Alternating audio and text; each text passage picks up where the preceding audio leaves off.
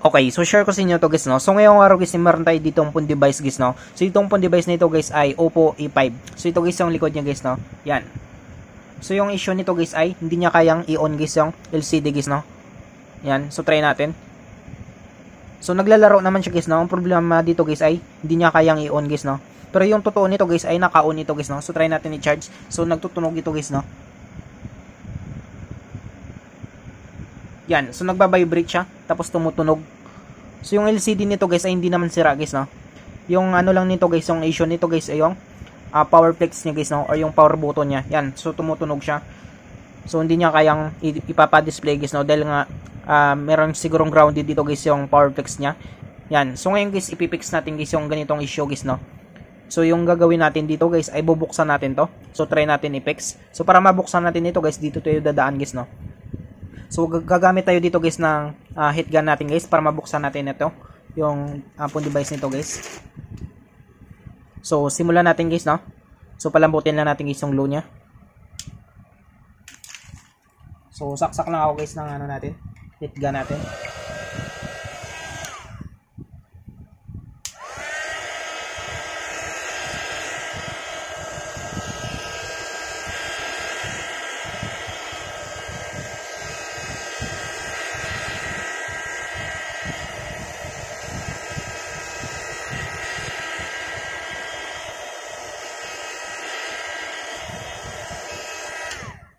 So yan siya guys, no. So nagamitan natin guys ng heat gun. So ngayon guys ay bubuksan natin dito guys ng gamit guys yung pang-opening tools natin guys, no. So yung problema dito guys ay hindi natin ma-i-off ito guys, no, dahil nga hindi gumagana guys yung power flex niya or yung power button nito guys sa loob. So bubuksan natin to. So direct na lang natin doon i-off guys, no, doon sa loob guys. Tatanggalin natin guys yung PC connector niya guys, no. So ingatan nyo dito guys, no, meron din siya ditong power flex. So baka maputol guys, no. Meron yan siyang keyboard dito guys, or yung fingerprint niya dito nang dito rin.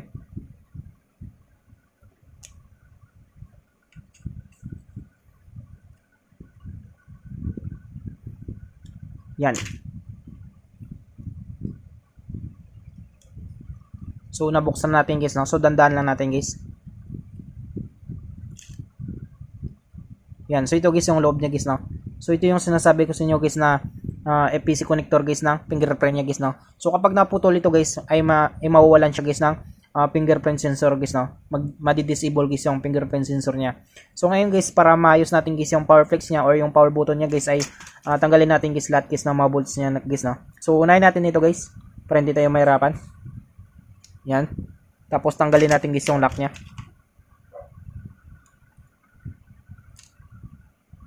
So ito guys yung lock niya guys, no. So natanggal natin. Tapos tanggalin natin guys yung PC connector guys ng fingerprint sensor niya.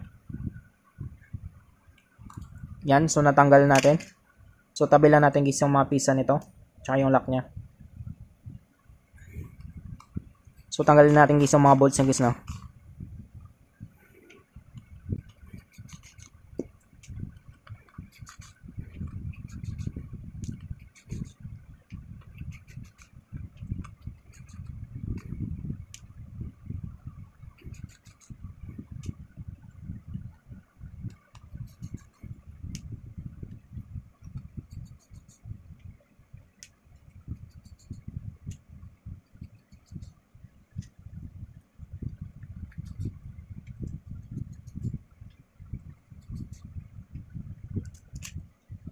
So yan siya guys, no. So natanggal natin guys lahat guys ng mga bolts niya guys, no. So ngayon guys ay bubuksan natin.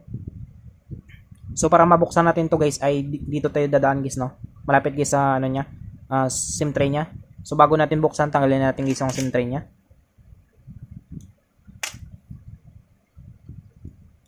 So yan siya guys, no. So tabi na natin. So ngayon guys ay pwede natin dito guys gamitin guys yung pang-opening tools natin guys, no. Or pwede tayo gumamit guys ng kuko natin. So sa akin guys kuko yung gagamitin ko. So papakita ko sa inyo guys, no.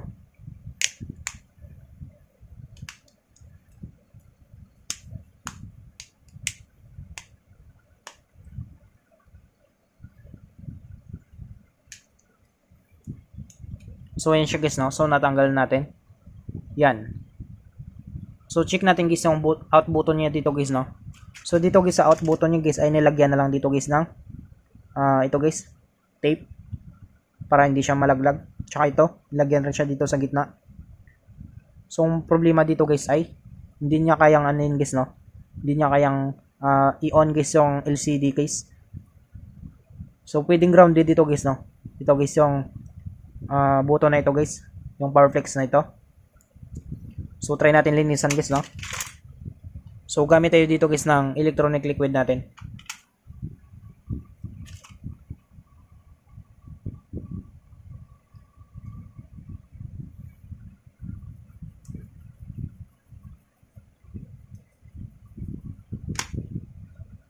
Tapos itanggalin natin guys, direct na tayo dito guys sa EPC connector guys ng battery niya.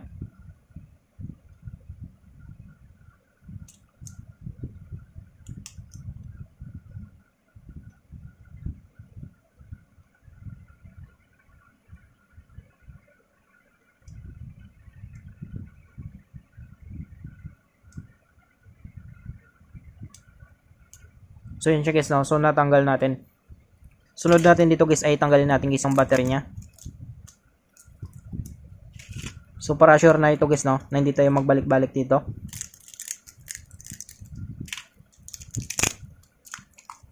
Yan, so tabi natin yan. Sunod natin dito guys ay ito guys, angatin natin guys yung board nito or yung motherboard nito guys, no. So tanggalin natin guys yung bolts nito.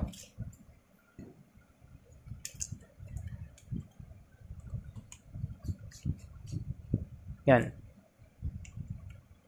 So try natin guys ang ating guys yung motherboard nyo guys, no.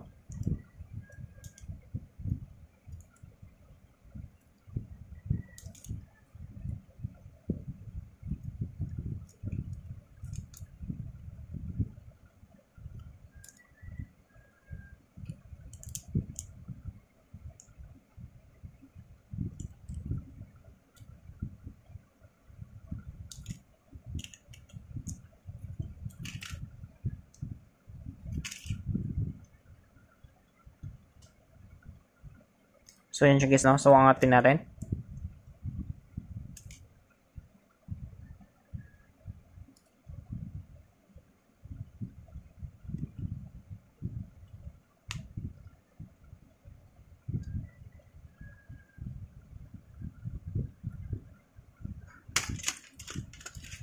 So ito guys, yung camera niya bumabangga.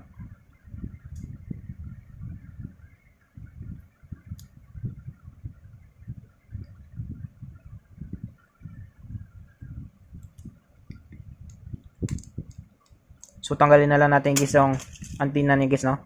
So medyo mahirapan tayo dito guys sa pagtanggal nito.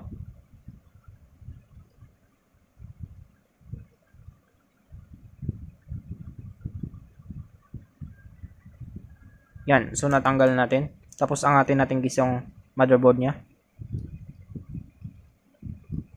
Yan, so ito na siya guys, no. So yung problema dito guys yung sa ground niya guys, no.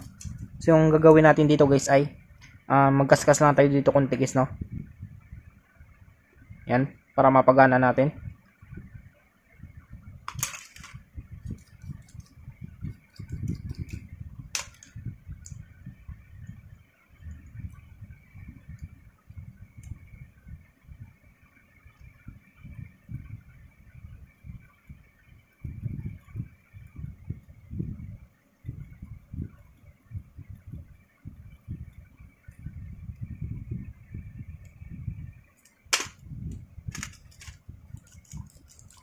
So ayan siya guys, no. Tapos balik natin. So try natin guys kung kaya niya na i-on guys yung LCD guys. Or kaya niya paanda rin guys, no.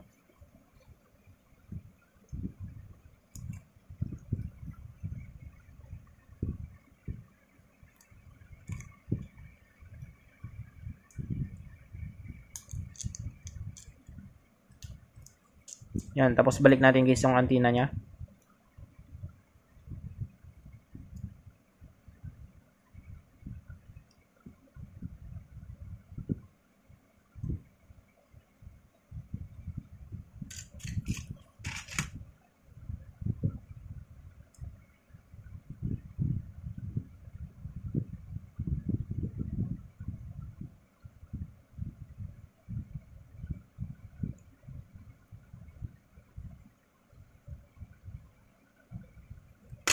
So ayan siya guys, no. Tapos balik natin guys yung mga EPC connector niya guys. So ayusin lang natin to guys, no.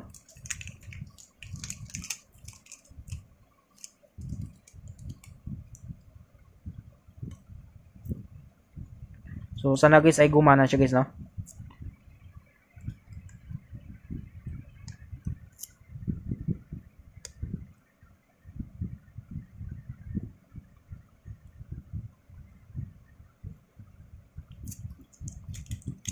So yan siya guys, no. Tapos balik natin guys yung battery niya.